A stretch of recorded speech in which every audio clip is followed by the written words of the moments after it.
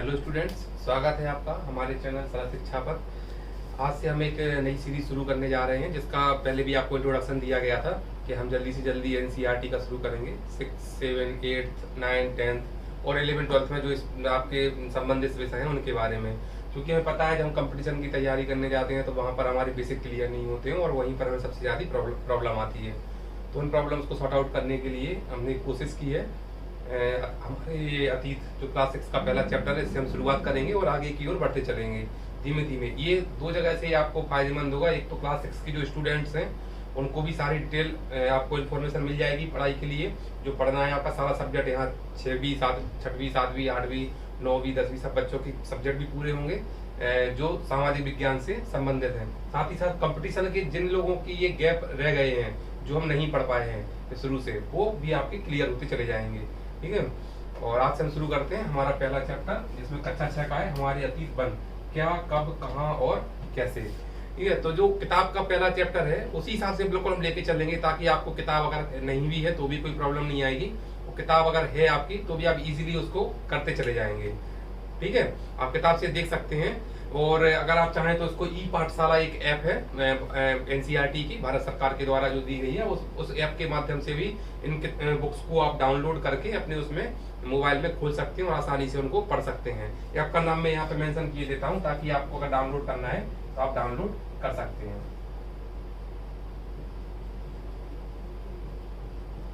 ई पाठशाला एक एप्लीकेशन है, आपके स्मार्टफोन में आप डाउनलोड कीजिए ऐप को, और ऐप के माध्यम से आप सारी क्लासेस जो एनसीईआरटी की हैं फर्स्ट से लेकर 12 तक की एक्सेस कर सकते हैं। जो सब्जेक्ट आपको एक्सेस करना हो उस सब्जेक्ट पे जाके आप उसकी फाइल डाउनलोड करके देखते रहिए, पढ़ते रहिए। और उसको हम डिस्क्राइब यहाँ पूरा करेंगे डिटेल में, जो आपके स्कूल के स्टूडेंट्स के लिए भी लाभदायक है, साथ ही साथ कंपटीशन वाले बच्चों के लिए भी बहुत लाभदायक है। ठीक है, तो हमारा पहला चैप्टर है कक्षा 6 का हमारे अतीत बन, क्या, कब, कहाँ और कैसे। तो किताब में जैसे हम अपने पढ़ने बैठते हैं, जो किताब है, तो हमें एक देखना पड़ता है कि 6वीं के बच्चे का दिमाग कितना काम करता है। तो 6वीं के बच्चे का जब वो पढ़ने बैठता है तो उसके दिमाग में क्वेश्चन आते हैं बहुत सारे कि ये क्या है, ये इतिहास क्या है, ये अतीत क्या है, ये होता क्या है।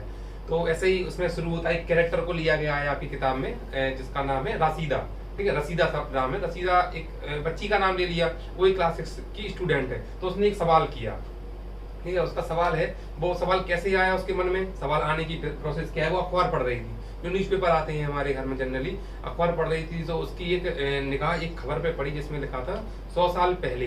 तो अब एक 100 साल पहले उसके दिमाग में आया कि 100 साल पहले कैसे पता चला इंसान को कि 100 साल पहले क्या, कैसे, कब, कहाँ क्या हुआ। तो उसी को पढ़ने के लिए उसके दिमाग में ये क्वेश्चन उठे कि 100 साल पहले की बात आखिर अखबार, कल के अखबार में या आज के अखबार में कैसे छप के आई। तो जैसे हमें कल की खबर सुननी है, पुरानी खबर सुननी है, तो हम रेडियो, टेलीविजन, अखबार वगैरह सब जानते हैं, देखते हैं, उन्हीं सुनते हैं। अब 100 साल पहले के व्यक्ति हो सकता है कुछ मात्रा में जीवित हों, जिनके द्वारा हम जान सकें कि 100 साल पहले क्या हुआ था और क्या नहीं हुआ था। ठीक है, तो राशिदा के दिमाग में यही सवाल आया कि 100 साल पहले आखिर हुआ, 100 साल पहले की जो अखबार में न्यूज आई है वो आखिर आई कैसे। ठीक है, आगे पढ़ते हैं हम इसमें कि क्या, कब और कहाँ कैसे। जैसे इसके जो टॉपिक हैं उन्हीं से हम क्लियर करते हैं और हम करते चलेंगे। तो पहले आता है क्या। तो उसके बाद में आया कि 100 साल पहले ऐसा क्या हुआ और कब हुआ, क्यों हुआ। ठीक है, और आगे बढ़ते हैं कि तुम यही जानने के लिए, यही लिखा है बुक में कि यही सब जानने के लिए आप किसी ना किसी व्यक्ति से ऐसे बात कर सकते हैं, लेकिन वो व्यक्ति आपको अवेलेबल भी तो होना चाहिए। इतनी उम्र के व्यक्ति हमेशा अवेलेबल थोड़ी ना होंगे। ठीक है, तो आगे बढ़ते हैं हम इसमें। और अतीत के बारे में हम देखो जैसे क्या जान सकते हैं, जैसे हम जान सकते हैं कि उस समय के लोग क्या खाते थे, कैसे कपड़े पहनते थे, किस तरह के घरों में रहते थे। आखिटक, आपने आखिटक शब्द सुना होगा। आखिटक शब्द का मतलब होता है शिकारी। तो आखिर वो शिकार कैसे करते थे। ठीक है, जानवरों को पालते थे, तो वो पशुपालक शब्द कैसे आया, पशुपालक क्या है, क्या कौन कौन से जानवर पालने योग्य हैं, कौन से नहीं है, किन जानवरों को पाला जा सकता है, कई सारे हानिकारक भी हैं जो उन्हीं को खा जाते थे। तो धीमे धीमे ये इंसान को ज्ञान हुआ कि पशुपालकों का जीवन कैसा था। ठीक है, कृषकों का जीवन कैसा था, किसान कौन से थे, कौन सी फसलें उन्होंने उगाई, कहाँ पर उगाई, सबसे पहले कौन सी फसल का क्षेत्र कौन सा था, किसानों ने, कौन कौन से शासक आए जिनने शासन किया, और व्यापारी क्या व्यापार करते थे, और व्यापार करने की हमें कैसे जानकारी मिली कि वो व्यापार करते थे तो किस तरीके से करते थे, माध्यम क्या था। अभी तो हम नोट से करते हैं, नोट आपने दिए, अपने पैसे दिए और आपने दुकान से सामान ले लिया। क्या उस समय जब मुद्रा नहीं थी, नोट नहीं थे, तो कैसे व्यापार होते थे, ये सारे क्वेश्चन उसके दिमाग में आते हैं। और इनके सॉल्यूशन आपकी किताबों में अध्याय में धीमे धीमे सब दिए गए हैं कि व्यापारी शुरू में क्या करते थे। जैसे आपके पास मान लो गेहूं है, आपके खेत में गेहूं उगाया जाता है, सामने वाले के खेत में चावल उगाया जाता है, उसको गेहूं की जरूरत है, आपको चावल की जरूरत है, तो आप दोनों ने उसको क्या कर लिया, एक्सचेंज। शुरुआत में इस तरीके से ही व्यापार करे गए, सामान को एक्सचेंज करके, बदल कर, एक दूसरे से बदल कर। पंडितों का जीवन कैसा था, पुरोहितों का जीवन जो पूजा कराते थे, शिल्पकार जो मूर्ति बनाते थे उनका जीवन कैसा था, उनसे संबंधित क्या है, कलाकार का कौन कौन से थे, संगीतकारों ने क्या किया, फिर वैज्ञानिकों, इन सब के बारे में, जीवन के बारे में हम जानकारी लेते हैं। ठीक है, इसीलिए जब इतने सारे लोगों के बारे में जानकारी हम ले रहे हैं, तभी हमारे चैप्टर का नाम क्या है, हमारे अतीत, ना कि हमारा अतीत। हमारे अतीत मतलब इन सभी व्यक्तियों के बारे में हमें जानकारी चाहिए। ठीक है, तो लोग कहाँ रहते थे, तो आपको एक स्क्रीन पर एक मानचित्र दिखेगा, यहाँ पर एक आपको मैप दिखेगा, उस मैप के माध्यम से आप समझेंगे। उसमें मैप में पूछा गया है कि नर्मदा नदी है जो उस क्षेत्र के बारे में, तो नर्मदा नदी कहाँ पर है आपको पता है। ठीक है, नर्मदा नदी जो है आपकी वो विंध्याचल पर्वत जो है आपका, विंध्याचल पर्वत के नीचे और सतपुड़ा पर्वत के ऊपर की ओर बहती है, पश्चिम की दिशा में। ठीक है, पश्चिम की ओर बहती है नर्मदा नदी, ये आपकी विंध्याचल श्रेणी है।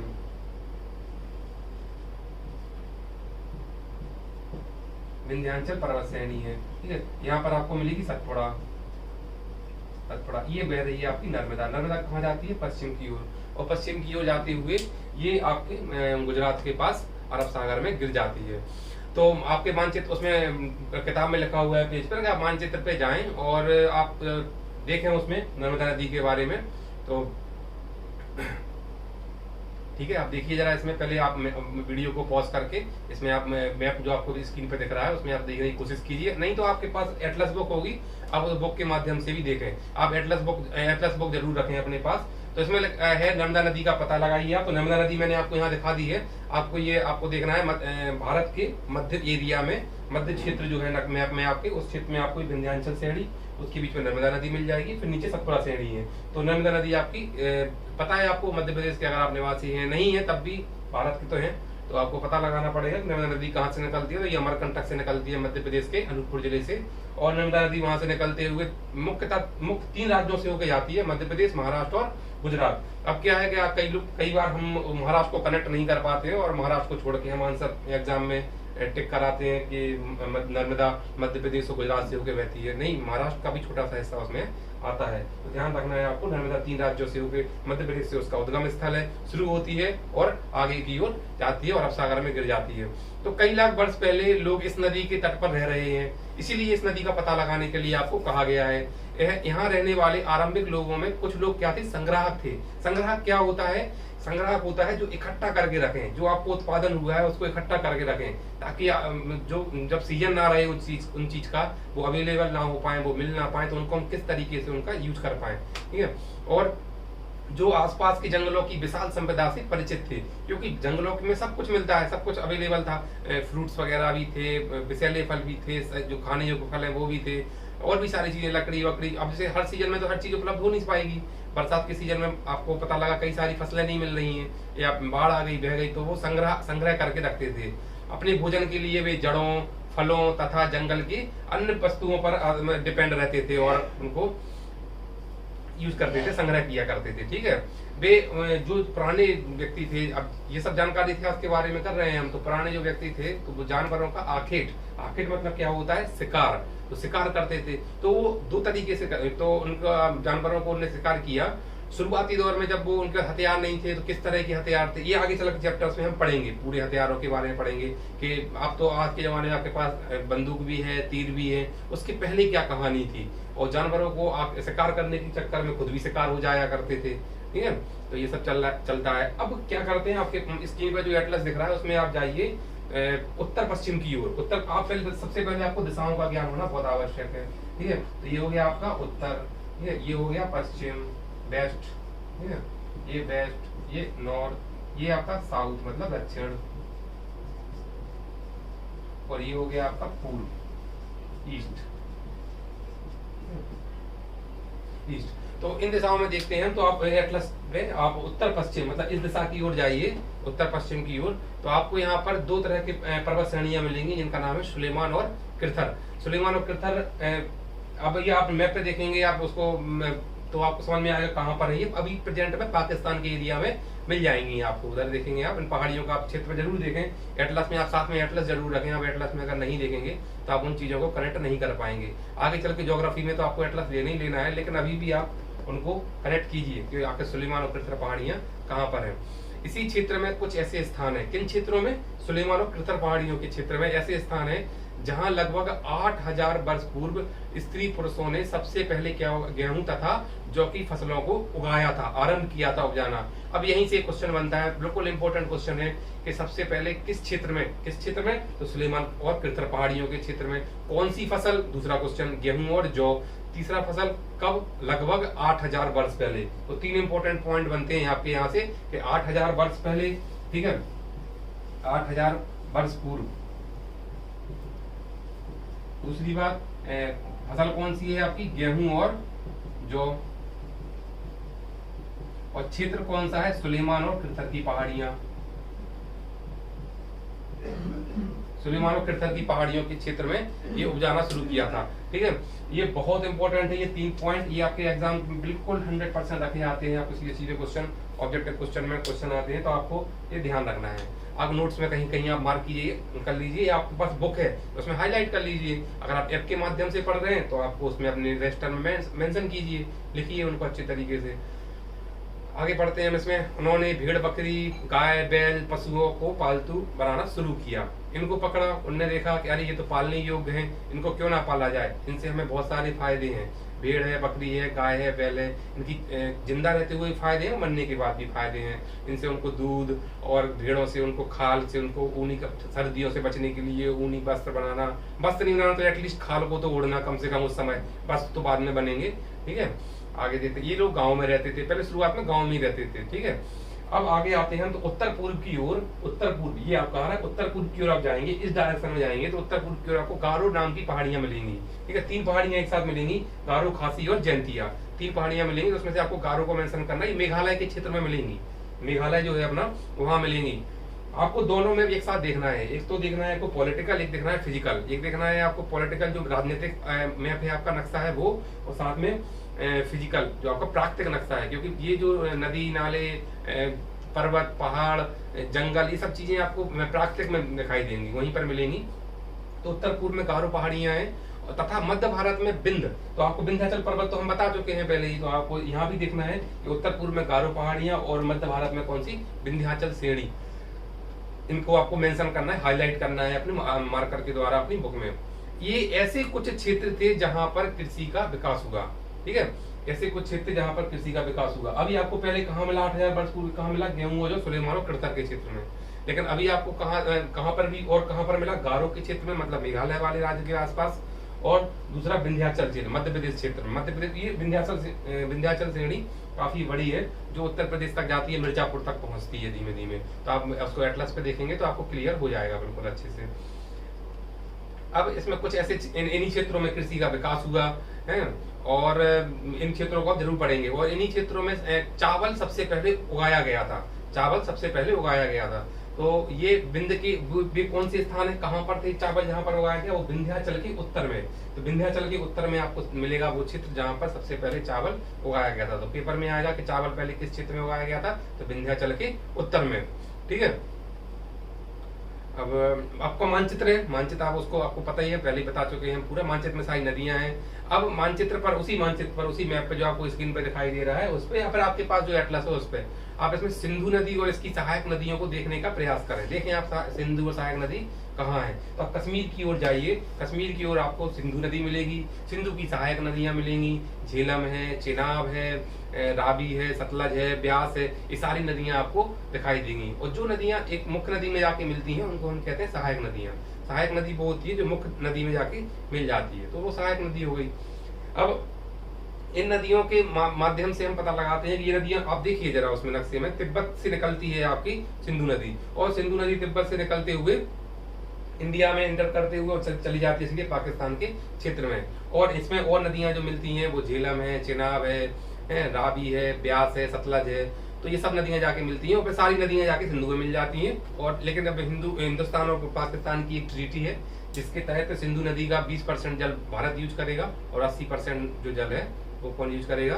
पाकिस्तान। ठीक है, ये आपके आगे का मैटर है, उसको आगे पढ़ाएंगे हम क्या है ट्रीटी, क्योंकि वो ये ट्रीटी इसलिए की जाती है ताकि कोई भी जो प्राकृतिक जो सोर्स हैं उन पर कोई भी कब्जा नहीं कर सके अपना। अगर हम कब्जा कर लेंगे तो फिर और जो लोग हैं वो कैसे निर्भर होंगे? इन पर किसी का कब्जा नहीं होगा। जो बाउंड्रीज हमने बनाई है वो बाउंड्रीज एज इट इज रहेंगी, लेकिन इन प्राकृतिक चीजों पर कब्जा नहीं होगा। नदी क्या है? एक प्राकृतिक चीज है, एक प्राकृतिक है, तो जो एक नदियों में मिल जाती है। अब हम देखते हैं क्यों क्यों यहाँ पे मेंशन किया गया इतिहास में 4700 वर्ष पूर्व, 4700 वर्ष पहले इन्हीं नदियों के किनारे कुछ आरंभिक नगर, कुछ नगर बसाए गए, फले फूले, मतलब विकसित हुए, काफी विकसित हुए।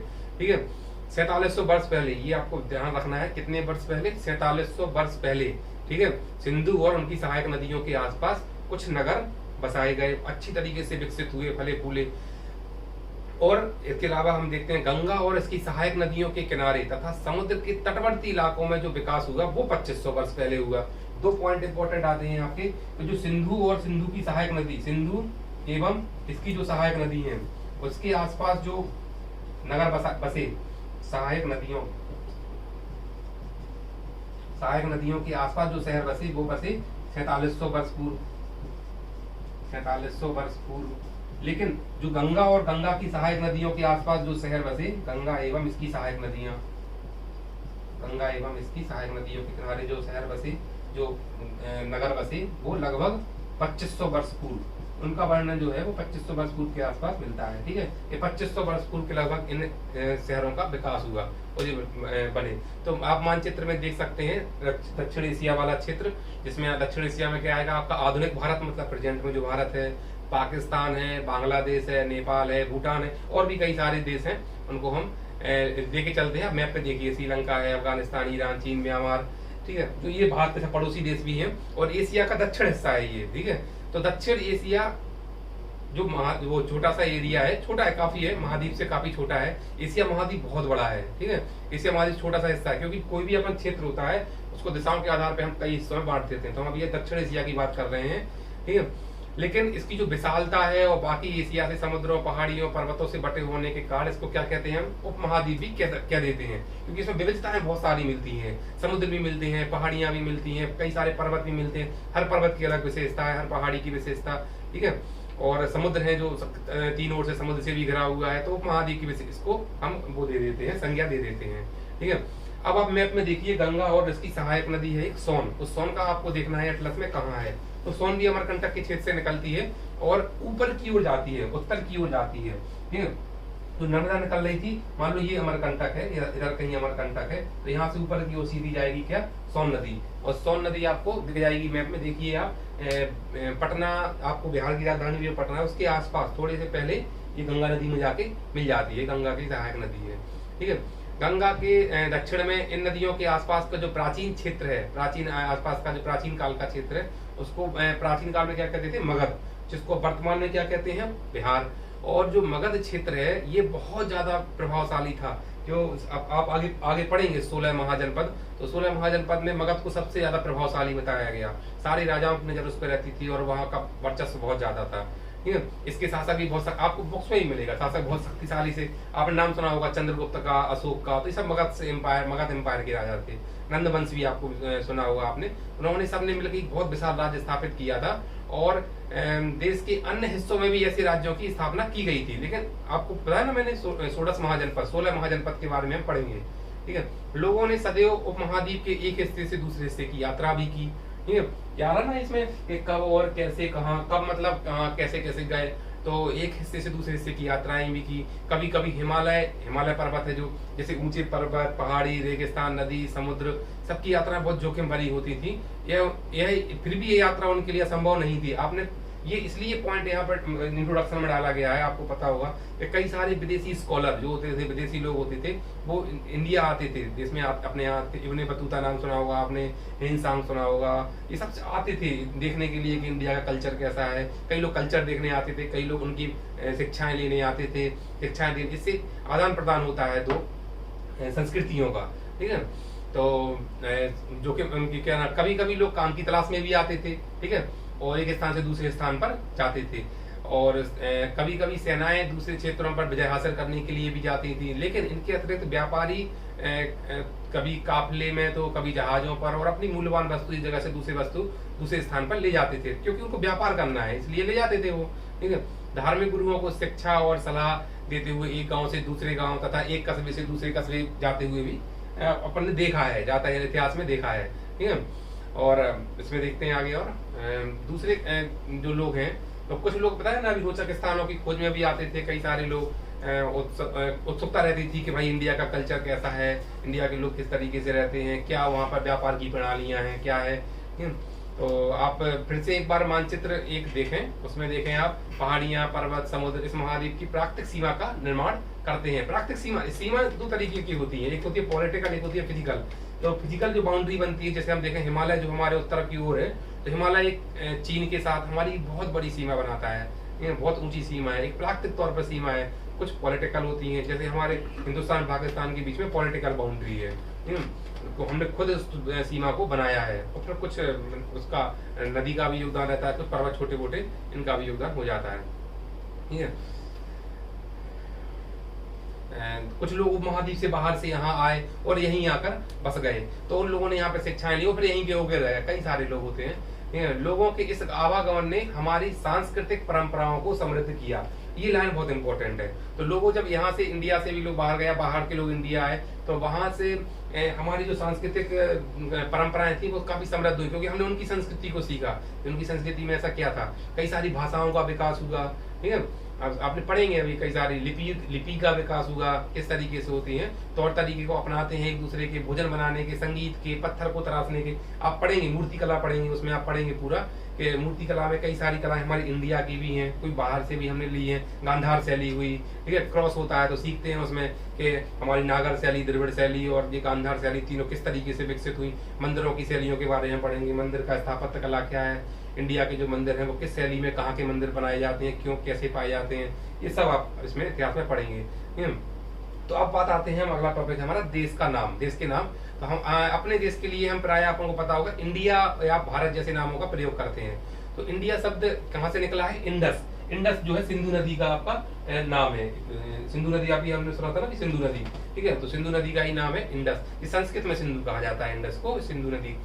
अब आप देखते हैं एटलस में, आप देखिए अपने ईरान और यूनान का पता लगाइए। ईरान और यूनान आपको देखेंगे एटलस में, देखिए आप पश्चिम की ओर जाएंगे इधर से, जहाँ पे आपका अफगानिस्तान के पश्चिम में देखिए, अफगानिस्तान के बगल में ही आपको दिखाई देगा ईरान और यूनान दिखेंगे। अब 2500 वर्ष पूर्व उत्तर पश्चिम की ओर आने वाले ईरानियों और यूनानियों ने, ईरानी जो थे और यूनानी जो थे, ने सिंधु नदी को क्या कहा, सिंधु को क्या कहा, हिंदोस अथवा इंदोस, दो नाम लिए उन्होंने, क्या, सिंधोस, सिंधोस, सॉरी हिंदोस या इंदोस, इंदोस, ये दो नाम लिए। तो और इस नदी के पूर्व में, मतलब इस अब जो सतपुड़ा क्या नाम है इसका, इधर देखते हैं, सिंधु नदी ऐसी जा रही है, ऐसी इंडिया में ऐसी आती है, ठीक है, ये तिब्बत से निकली यहाँ पे और ऐसी जा रही है। तो इस जब ये लोग यहाँ से आए, इस तरफ से आए, ऐसे इस तरफ से ऐसे आए, तो इन लोगों ने इस नदी के पूर्व का जो क्षेत्र है, पूर्व के जो क्षेत्र है उसको क्या कहा, इंडिया कहा। इस क्षेत्र, इस आपके बुक में लिखा हुआ है कि इस नदी के पूर्व में स्थित भूमि प्रदेश को इंडिया कहा। तो ये आपको दिशा पता है कि नदी ऐसी बह रही है, इस तरीके से बह रही है, वो कुछ ऐसी तिब्बत से निकलती हुई ऐसी चली जाती है, ये सिंधु नदी है, ठीक है, सिंधु नदी है। तो कैसे बहती है, इस नदी, जब ये लोग यहाँ पर ऐसे आए तो इस नदी के जो पूर्व में जो क्षेत्र आ रहा है उसको क्या कहा, इंडिया कहा। भारत नाम का जो प्रयोग है उत्तर पश्चिम में रहने वाले लोगों के लिए किया गया, ठीक है, एक निश्चित एरिया है।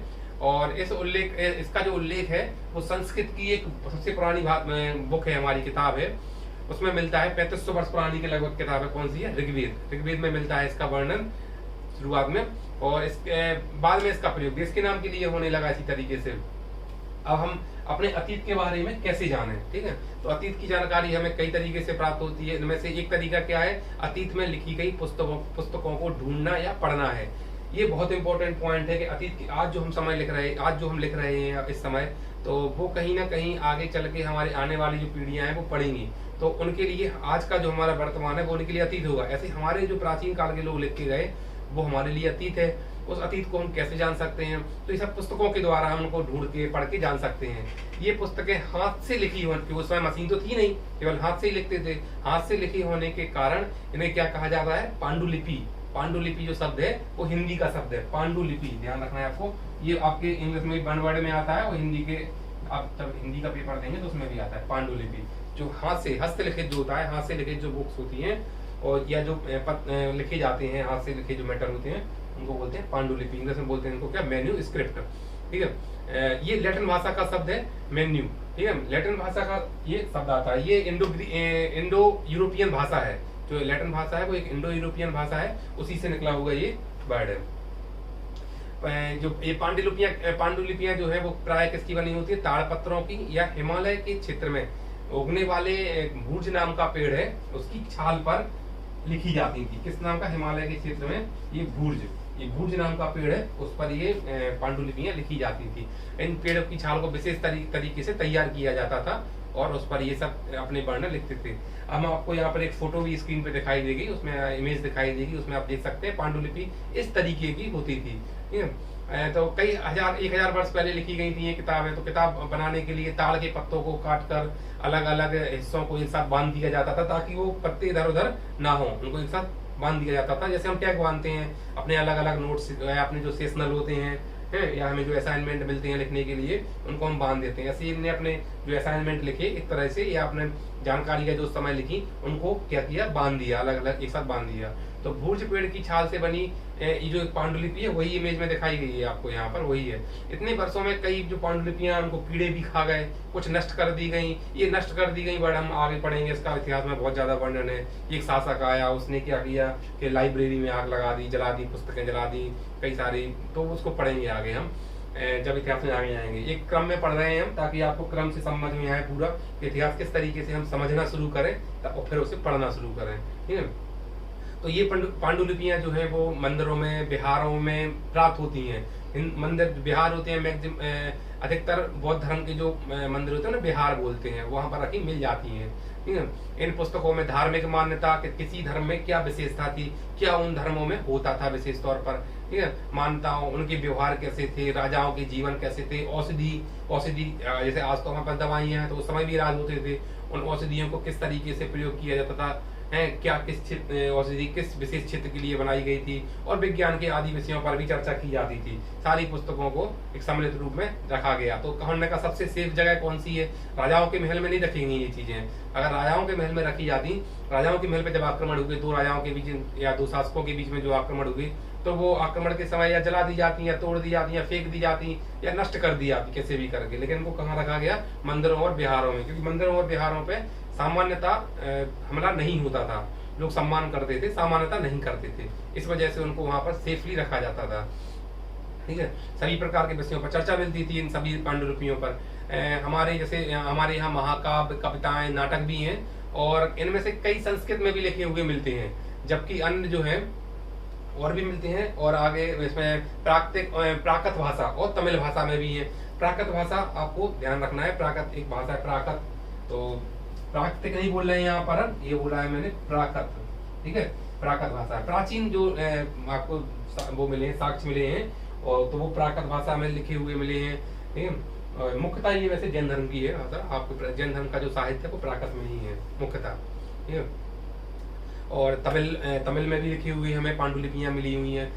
प्राकृत भाषा का आम लोग भी करते थे, भाषा के तौर पर करते थे।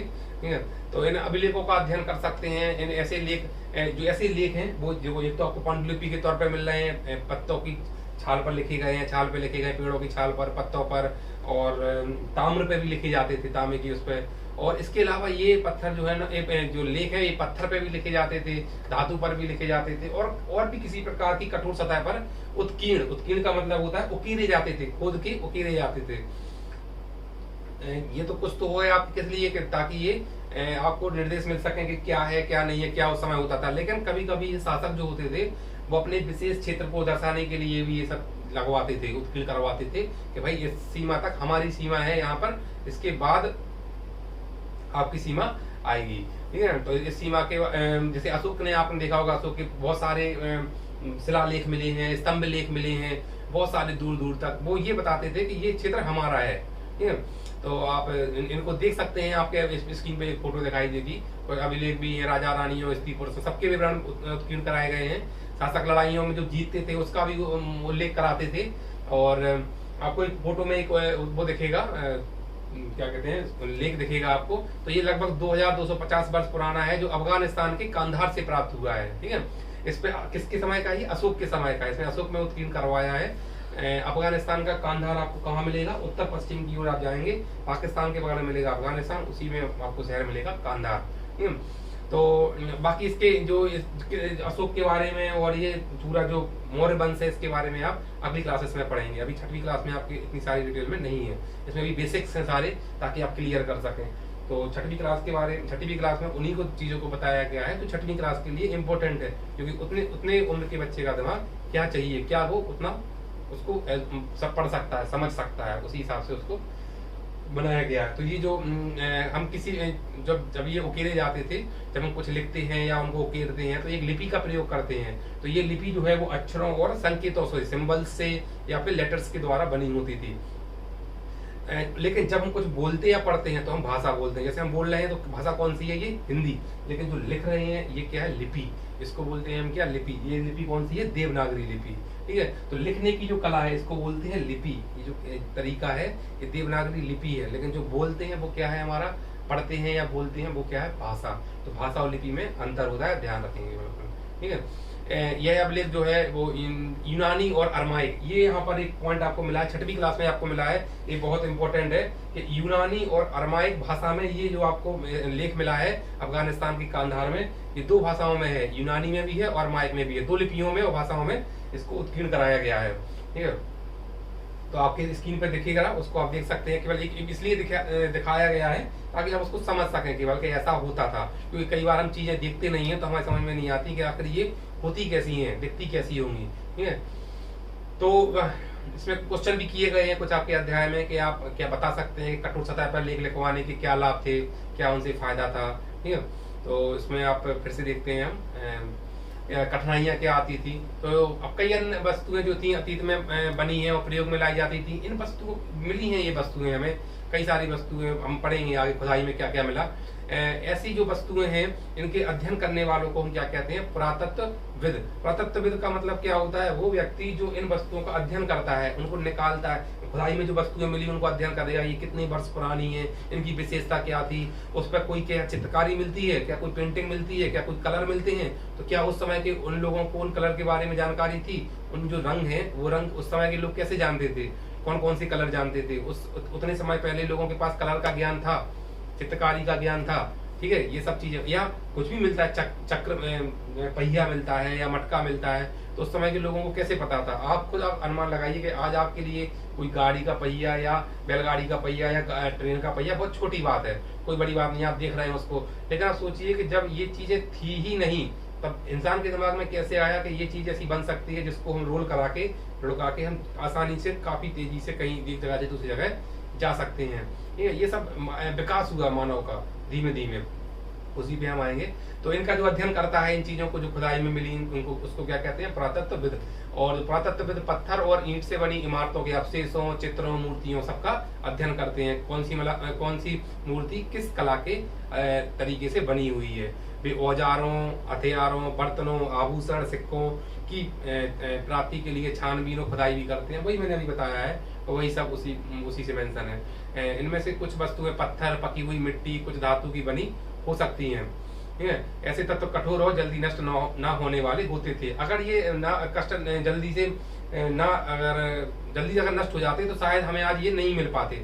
लेकिन ये ऐसे तत्वों से बने थे जो कठोर थे और जल्दी नष्ट नहीं होते थे। ध्यान रखना है आपको। आपकी स्क्रीन पर एक मटका दिखाई देगा, एक सुराही टाइप में मटका है, उसमें देखेंगे आप कि वो उस समय का है कि ये मिला हुआ है जो हमें खुदाई में, वो इमेज आपकी पे दिख रही है। और उसी प्राचीन नगर से प्राप्त कुछ पात्र हैं, वो भी आप देख सकते हैं। कुछ इसमें इन पात्रों का प्रयोग जो है 4700 वर्ष पूर्व होता था। एक चांदी का सिक्का भी आपकी इमेज में दिख रहा है।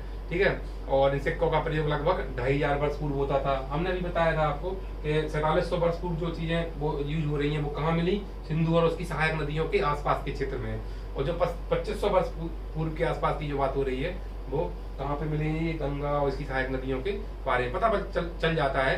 एक विधि होती है, एक मेथड होती है कार्बन 14, उससे हम पता लगाते हैं कि कौन सी वस्तु कितने वर्ष पुरानी है। ठीक है, तो पुरातत्वविद जानवरों, चिड़ियों, मछलियों की हड्डियां भी ढूंढते हैं, वैसे उन्हें यह जानने में मदद मिलती है कि अतीत के लोग क्या खाते थे। वनस्पतियों के अवशेष बहुत मुश्किल से बच पाते हैं, जो अवशेष होते हैं वनस्पतियों के, वनस्पति मतलब पेड़ पौधे, इन सब चीजों के वनस्पतियों के अवशेष गल जाते हैं, सड़ जाते हैं। ठीक है, तो यदि अन्न के दाने अथवा लकड़ी के टुकड़े जल जाते हैं तो वे जले हुए, जो पुरातत्वविद की बात कर रहे हैं, तो वे जले हुए रूप में बचे रहते हैं। और पुरातत्वविद उनकी खोजबीन करके पता लगाते हैं कितने वर्ष पुराने। क्या लोग कपड़ों का ज्ञान था, आपने पढ़ा होगा, अभी हमने पीछे देखा उसमें बुक में कि पके हुए, उन्होंने कहा पका हुआ मिट्टी, पके हुए घड़े। तो ये अभी तो आज तो आसान लग रहा है कि ये हवा लगा के आपने उसको पका दिया मिट्टी के बर्तनों को, लेकिन उस समय के लोगों को कैसे पता था कि इसको मिट्टी के बर्तन को अगर हम गर्मी देंगे तो वो एक पक्के हो जाएंगे, सॉलिड हो जाएंगे। तो ये सब जानकारी हम इकट्ठी करते हैं इतिहास में। ठीक है, और अतीत जो है हमने पहले ही बताया आपको कि एक या अनेक, हमने इस पुस्तक के शीर्षक पे पहले ही कहा है कि इन सब लोगों के, जो आपके व्यापारी हैं, शासक हैं, राजा रानी हैं, जनता है, और उसमें सब शिकारी हैं, सब तरह के लोग हैं, इन सभी लोगों का जब हम इतिहास देखेंगे तो इसीलिए उनका अतीत के बारे में जानकारी करेंगे। तभी इसका टाइटल हमने क्या दिया है, हमारे अतीत, ना कि हमारा अतीत। तो इसमें आगे देखते हैं और इसी सभी समूहों के बारे में, वो किस तरीके से रहते थे, उनके व्यवहार कैसे थे, रीति रिवाज क्या थे। ठीक है, तो जैसे हम प्रेजेंट वर्तमान में तुलना करें तो अंडमान निकोबार द्वीप समूह में जनजाति रहती है। आपने नाम सुना होगा जरावा जनजाति है, जो आज के समय से काफी पीछे की जिंदगी जी रही है। शिकार करते हैं आज भी, तीर भाला धनुष से, और उन मछलियां पकड़ कर खाते हैं, फल फूल का संग्रह करते हैं। हमारे जैसे जीवन नहीं जीते ना, कपड़े ऐसे पहनते हैं, बहुत ही ज्यादा मतलब कई वर्षों पीछे वाली जिंदगी जी रहे हैं। और इसके विपरीत हम शहरों में देखते हैं, शहरों में जो लोग यहाँ पर लोग रहते हैं, जैसे हम लोग सब रहते हैं, तो लोग खाद्य आपूर्ति के लिए अन्य व्यक्तियों पर निर्भर करते हैं। इस लाइन का मतलब क्या है कि आपने खुद तो गेहूं उगाया नहीं है, गेहूं कहाँ से लिया आपने, किसी किसान से या दुकान से, तो आप किसी दूसरे व्यक्ति के ऊपर निर्भर है। ठीक है, इसका मतलब ये होता है। और इसके अतिरिक्त एक अन्य तरह का भेद भी है, जैसे उस समय के शासक अपनी विजयों का लेखा जोखा, जीत जो युद्ध लड़े उनने, उसका लेखा जोखा रखते थे। यही कारण है कि हम उन शासकों द्वारा लड़ी जाने वाली लड़ाइयों के बारे में काफी कुछ जानते हैं। आपको पढ़े होंगे, आपने सारे युद्ध भी पढ़ेंगे, आप इसमें आएंगे धीमे धीमे। युद्ध शासकों के पीछे बहुत इंपॉर्टेंट युद्ध हैं, शुरुआत से चलते हैं पूरे। सूरज महाजनपद है, उनमें वर्चस्व की लड़ाई होती है, तो उसके बाद जो राजा बनते हैं उनमें मगध पे, और फिर बहुत सारे आपको आएंगे, पूरे देखेंगे, दिल्ली सल्तनत से लेकर सारे आपको युद्ध दिखाई देंगे। जबकि लड़ाइयों के बारे में सब कुछ जानते हैं, जबकि शिकारी, मछुआरे, संग्राहक, कृषक अथवा पशुपालक जैसे आदमी अपना लेखा जोखा नहीं रखते थे। ये आपको इम्पोर्टेंट बात है, यहाँ पर ध्यान रखना है कि जो राजा लोग थे वो तो इतने बड़े तौर पे राजा थे कि वो अपने लेखा जोखा रख सकते थे, लेकिन जो छोटे लोग थे, जैसे कि आपको पता है शिकारी हुए, मछुआरे हुए, संग्राहक हुए, कृषक हुए, ना तो उनके पास इतना पैसा था, ना इनके पास इतनी बड़ी टीम थी, ना लोग थे कि वो अपने जो लेखा जोखा अपने कार्यों का वो करवा सकें। ठीक है, तो पुरातत्व की सहायता से हमें इनके जीवन के बारे में जानने की मदद मिलती है, और अभी हमें बहुत कुछ जानना शेष है। अब हम तब समझते हैं तिथियों का मतलब। ठीक है, तो कोई तुमसे अगर पूछता है कि तारीख, वर्ष, माह, जैसे अभी कहा है हमने कि 2020 चल रही है, तो 2020 का मतलब होगा ईसा के जन्म से सन 2020 वर्ष बाद की स्थिति में हम हैं, ईसा मसीह के। ठीक है, तो ईसा मसीह का जन्म की तिथि से हम गणना करते हैं आज के समय में। अब जब आता है ईसा पूर्व, तो ईसा पूर्व का मतलब होता है ईसा मसीह के जन्म से पहले। अगर बात हो रही है, लिखा है कि 47, जैसे लिखा है यहाँ पर कि 2000 ईसा पूर्व, 2000 ईसा पूर्व का मतलब क्या हुआ, ईसा मसीह के 2000 वर्ष पूर्व, बिफोर क्राइस्ट, बीसी लिखा रहता है, जिसको हम बोलते हैं, इंग्लिश में लिखा रहता है बीसी, बिफोर क्राइस्ट। ठीक है, बाकी इससे ज्यादा आपकी बुक्स में इससे ज्यादा कोई मेंशन होता नहीं है, और जनरली आप समझ जाते हैं। अब आगे देखते हैं हम इसमें क्या मिलेगा हमें। कभी कभी एडी की जगह सी और बीसी की जगह बीसी भी लिख जाता है, वही है, इसका कुछ नहीं है, एमोडोमनी मतलब है। और इसका सी अक्षरों का प्रयोग कॉमन एरा के लिए करते हैं, बीसी का अच्छा करते हैं बिफोर कॉमन एरा के लिए। और हम इन्हीं शब्दों से, शब्द हैं ये तो केवल, और इनको हम डिटेल पढ़ते जाते हैं। आगे बढ़ते हैं इसमें हम, तो बस जैसा कि हमने पहले पढ़ा था कि अभिलेख जो कठोर सतहों पर उत्कीर्ण कराए जाते थे, इनमें से कई अभिलेख कई सौ वर्ष पूर्व लिखे गए थे। अभिलेखों पर उनकी तारीख भी मेंशन की जाती थी, तो उसी के द्वारा कई जगह, कई बार नहीं भी की जाती थी, कई जगह की भी जाती थी। ठीक है, तो सभी अभिलेखों में लिपियों और भाषाओं का प्रयोग हुआ है। आपको बताया था लिपि और भाषा में क्या अंतर है, जो हम पढ़ने और बोलने में यूज करते हैं उसको बोलते हैं भाषा, जो लिखने में यूज करते हैं वो होती है लिपि। ठीक है, तो हमारी लिपि है कौन सी, देवनागरी, ये संविधान में वर्णित है, आपको ध्यान रखना है। ठीक है, लिपियों में समय के साथ साथ जो अभिलेख हैं उनकी भाषाओं में और लिपियों में बदलाव भी आए हैं। ठीक है, लेकिन विद्वान ये कैसे जान पाते हैं, जो पुरातत्वविद हैं या फिर जो लोग रिसर्च कर रहे हैं वो कैसे जान पाते हैं कि इसमें क्या लिखा था, इसमें आकर, क्योंकि वो भाषा जो है, लिपि जो है वो सिंबल्स में है या किसी लेटर्स में है, मतलब एक आपके जैसे आपने हमने लिख दिया कुछ भी हिस्ट्री लिख दी, तो ऐसे तो है नहीं कि पाठशाला का पी लिखा है, ऐसे तो लिखा नहीं था, वो सिंबल्स में और उसके आधार पर बनाई गई थी। तो एक विशेष प्रक्रिया होती है, उसके थ्रू ये पता लगाते हैं। ठीक है, इस प्रकार हमें एक अज्ञात लिपि मिली, उसको जानने के लिए एक प्रसिद्ध कहानी है उत्तरी अफ्रीका की।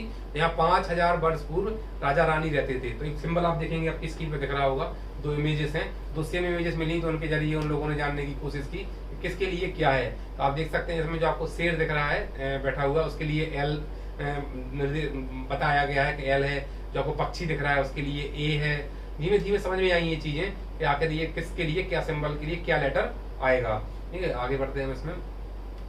तो मिस्र जो देश है आपका, आप देखेंगे पश्चिम की ओर, भारत के आप जाएंगे इधर अरब सागर के पश्चिम की उधर मिस्र आपको देश मिलेगा। तो मिस्र के उत्तरी तट पर रोसेटा नामक स्थान का एक कस्बा है, वहां से एक ऐसा उत्कीर्णित पत्थर मिला जो आपको स्क्रीन पे दिख रहा है।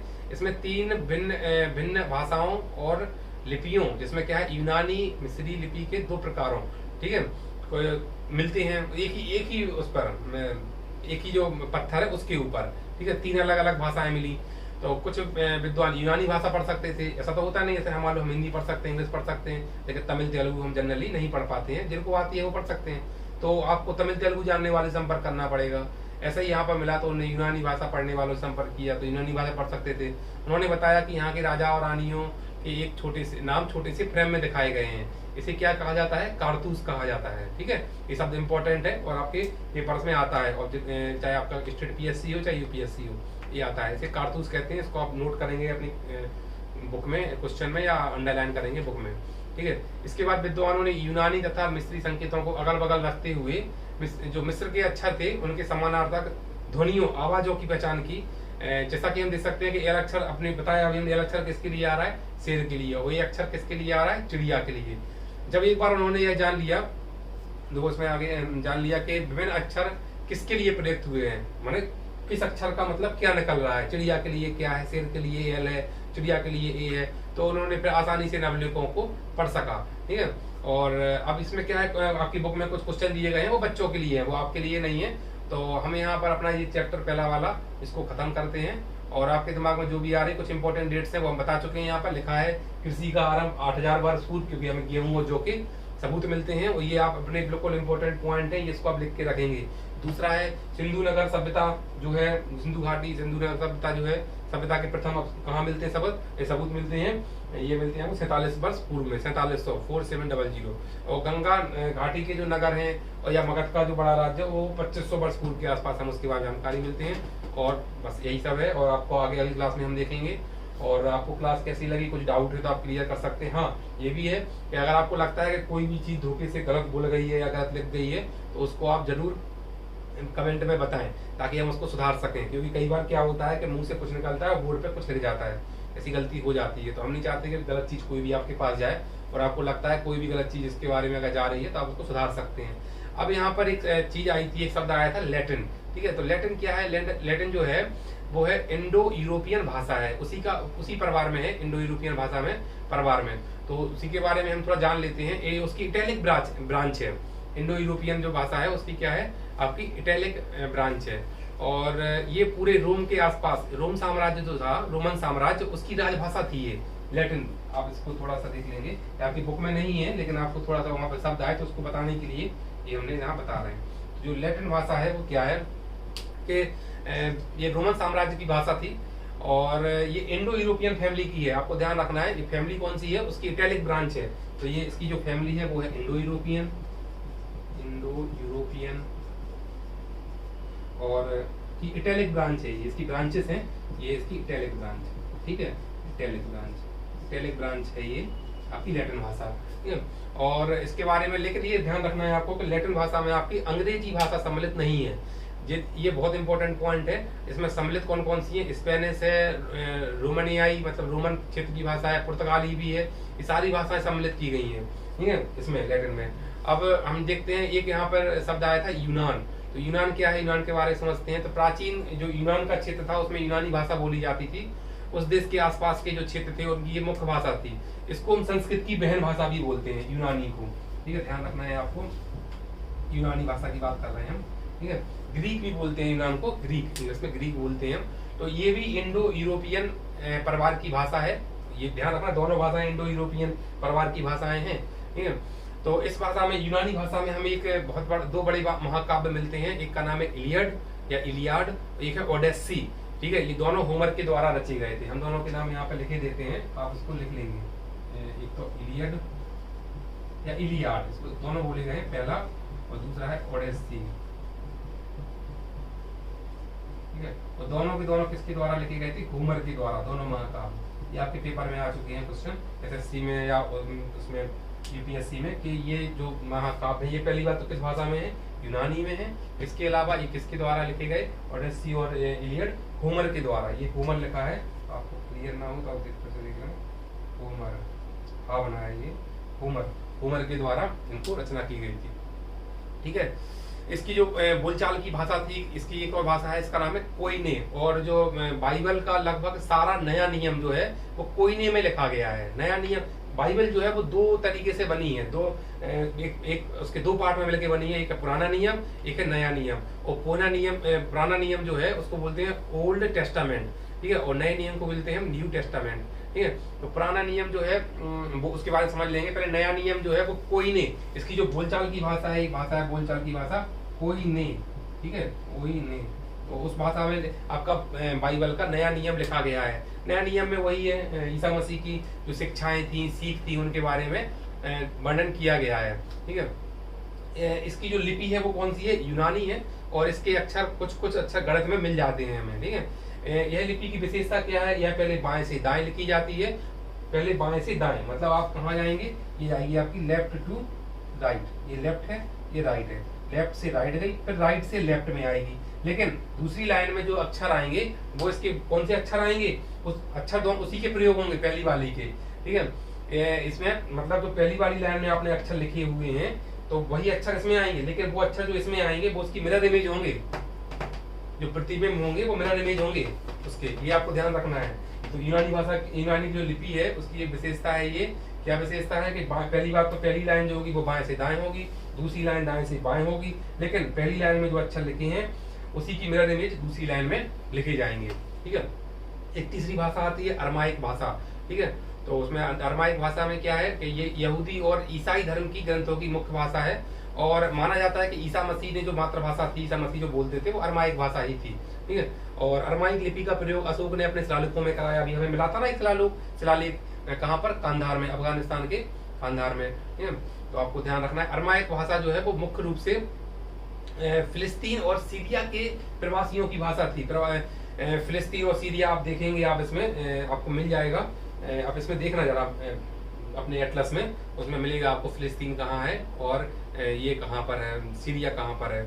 आपको देश मिलेंगे ये मिस्र के आसपास, नीचे की तरफ जाएंगे तो वहाँ फिलिस्तीन और इजराइल भी मिलेगा और सीरिया भी मिलेगा इधर उसके थोड़ी सी बगल में। तो ये वहाँ की भाषा थी, मुख्य प्रवासियों की भाषा थी। प्रवासी क्या होते हैं, जो कहीं से थोड़े से चल के आए हो, दूर कुछ अपना क्षेत्र छोड़ के आए हैं, वो उन लोगों की भाषा थी, ठीक है। तो ये अरमाइक भाषा जो है उसकी जो बहुत अधिक समानता है वो है भाषा से जिसका नाम है हिब्रू,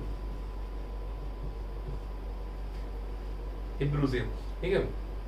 और जो असल में जो क्या नाम है, बाइबल का पुराना जो नियम है वो यहूदी धर्म ग्रंथ है, ठीक है, धर्म ग्रंथ का संस्करण है। जो यहूदी धर्म ग्रंथ है वो कौन सा धर्म ग्रंथ है जिसका संस्करण है, देखो हमने अभी बताया था ना आपको कि बाइबल दो नियम से बना है, पुराना नियम और नया नियम। तो जो आपका जो ऐसा लिख सकते हैं यहाँ पर बाइबल, ये आपने लिखा पुराना नियम, ये लिखा नया नियम, ठीक है। वो जो पुराना नियम है वो किसका संस्करण है, वो इसका संस्करण है वो है यहूदी का एक धर्म ग्रंथ है, इसका नाम है तनख, ठीक है, ठीक है, तनख। इसका तनख जो है इस वर्ड का है, इस ग्रंथ का संस्करण है, उसी का संस्करण है, ठीक है। तो और अब यहाँ पे यहूदी शब्द आया है कि यहूदी का जो धर्म ग्रंथ है, तो हम एक तरह से ये कह सकते हैं कि यहूदी से ही शुरुआत होती है आपके ईसाई धर्म और लगभग इस्लाम धर्म की भी, ठीक है। और यहूदी जो है ये पहला एक ईश्वरवादी धर्म है, मतलब इनका विश्वास किसमें है, एक ईश्वर में, ठीक है, एक ईश्वर में। तो ये आप थोड़ा सा ध्यान रखना आपको कि यहूदी जो धर्म है, यहाँ लिख देता हूँ मैं, यहूदी धर्म जो है वो है आपका एक ईश्वरवादी, एक ईश्वरवादी धर्म है यहूदी धर्म, ठीक है। एक ही ईश्वर में वो विश्वास करते हैं। तो ये यरूशलेम के आसपास यहूदी पाए जाते थे, ठीक है। तो वहाँ पर फिर यहूदी धर्म को हमने बताया अभी कि ईसाई और इस्लाम धर्म का पूर्ववर्ती का मतलब होता है कि इन्हीं के द्वारा यहूदी धर्म से इनका उत्पन्न हुआ है लगभग, ठीक है। अगर हम तीनों धर्म को मिला दें, यहूदी, इस्लाम और क्रिश्चियन, ईसाई धर्म को, तो संयुक्त रूप पे इसको क्या कहते हैं, इब्राहिमी धर्म। ये ध्यान रखना इम्पोर्टेंट है। आप यहाँ पर यहूदी प्लस ईसाई धर्म प्लस इस्लाम, तो इसको संयुक्त रूप से कहते हैं इब्राहिमी धर्म, ठीक है। ध्यान रखना है, संयुक्त रूप से इसको आते हैं तो लिखते हैं। और यहूदी धर्म के कुछ इंपॉर्टेंट टर्म्स हैं, ज्यादा उसको ध्यान रखते हैं। इसका धार्मिक स्थल को तो हम मंदिर ही कहते हैं, लेकिन जो प्रार्थना स्थल है उसको कहते हैं सिनेगॉग। जो ये इंग्लिश में भी आता है, आपके इंग्लिश के पेपर में बहुत ज्यादा, इनका जो प्रार्थना स्थल है, प्रार्थना स्थल को कहते हैं सिनेगॉग। ये ध्यान रखना आपको, बहुत ज्यादा इंपॉर्टेंट है, बहुत ज्यादा, जीएस में भी, इंग्लिश में भी, हर जगह आपको ये काम आएगा, सिनेगॉग, ठीक है। तो बस यहाँ पर आज की क्लास हम खत्म करते हैं, बाकी हम नेक्स्ट क्लास में देखेंगे इसका चैप्टर 2। और बताना आप कोई अगर कुछ कहीं कोई डाउट हो या फिर आपको लगता है कि कुछ गड़बड़ हो गई हो या कुछ भी हो, आप उसको जरूर कमेंट सेक्शन में मेंशन करें। ओके, आप चैनल को सब्सक्राइब, लाइक और जरूर शेयर करें, बिल्कुल। आपको और सारी क्लासेस आपकी एनसीईआरटी की रेगुलर चलेंगी, लगभग रोज आपको एक नया वीडियो मिलेगा। Thank you.